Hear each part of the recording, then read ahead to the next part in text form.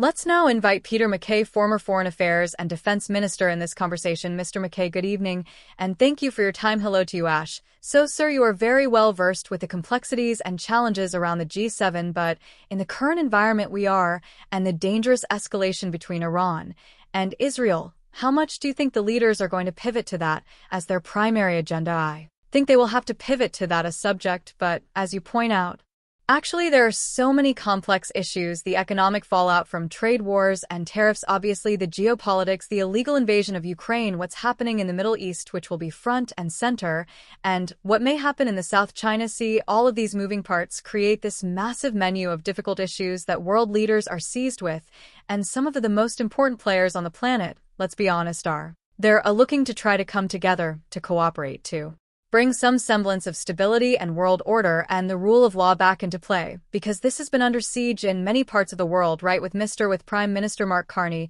heading this G7, sir, and your take on how he and other leaders together need to tackle, and I use that word with utmost caution, tackle President Trump without ganging up against his economic and some security policies, because of which we're seeing a lot of economic turmoil, like you also pointed out. How will that really play out, sir? That is the massive question, and the backdrop to this entire summit happening in Canonissus. President Trump, as you know, flipped over the table at the last G7 hosted in Canada at Charla and left in a huff, right? Lots of recriminations and angry remarks directed at then Prime Minister Trudeau. And so Prime Minister Carney is going to be seized with very much trying to coordinate a productive and polite discussion both in private and before the world media.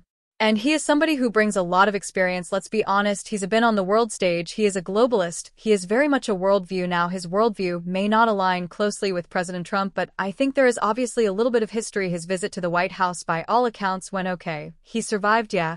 And there are important subjects. I mentioned trade, but also energy security, also issues around the Arctic, issues pertaining to how we can support one another in trying to bring about a more peaceful world. I'm also curious to know your take on the guests that Canada has invited at the table.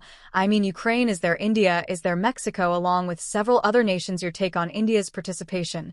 Well, of course, there is a lot of opposition here in the country, some opposition coming in from within the Liberal Party, and then there is going to be Trump and Zelensky under the same roof. And we know what happened when they were together in the White House. So your take on those complexities and big personalities and egos involved? Well, that is again a wild card and difficult to manage personalities at the best of times, as was mentioned in the intro, to try to be forceful and productive and have discussions that have meaning, but not poke the bear, so to speak. Now for the domestic issues around India and Indian citizens, Canadian Indian citizens, and the Khalistani split that exists among many communities in this country.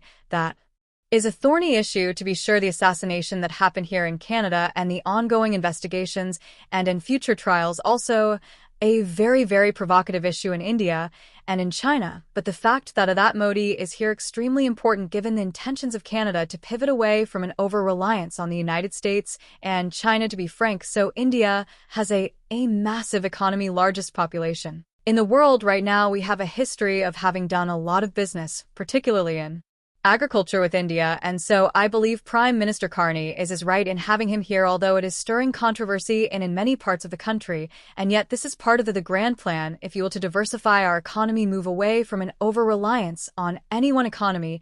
And of course, I think India has a history and an interest in doing so with Canada, as do many other countries, with respect to the energy file and the fact that it's in Alberta. We know that Premier Smith will be there, of course, and looking to have a word with many of the world leaders, including the president, who she has met previously. Right, okay, there's lots more to talk about, but I'm completely out of time, sir. We will chat again. But for the moment, Peter McKay, former Foreign Affairs Minister, Defense Minister of Canada, thank you for your time, sir. My pleasure. Thank